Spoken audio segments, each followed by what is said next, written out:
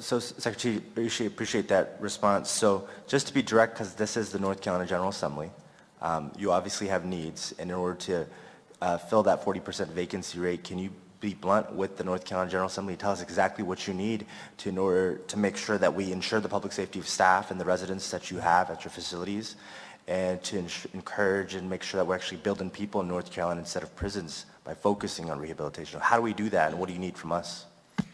Well, our legislative requests are working their way through, but we've had great support in terms of staff salaries. Our step pay plan was very, very well received by our line staff. We're hopeful that the future will bring additional salary funding, but we recognize that salary is not the be-all, end-all. We do surveys with our staff, and salary is important, but we also hear that things like how my supervisor treats me is important. We hear things like, I'm hot.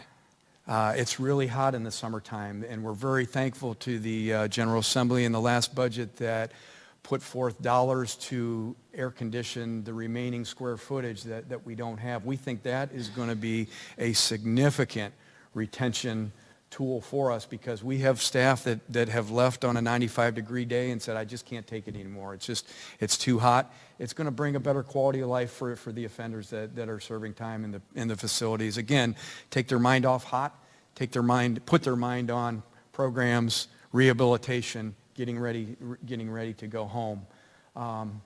So things around quality of life for our staff, salary, but other things. Just as we talked earlier, our offender population have mental health issues. Sometimes our staff, we've got a complement of, when we're full of about 20,000 employees, and with that come staff that sometimes struggle. So we are installing a whole mental health responsive mental health kind of unit for our staff, where they can have a person to talk to and a gateway to get help. Corrections is a very, very high stress business. We see death rates of the average lifespan of a corrections employee is staggering in terms of, you see numbers thrown around like 59 years old. So everything that we can do to invest in our staff and their development and their wellness and well-being, I think that's certainly got to be a priority.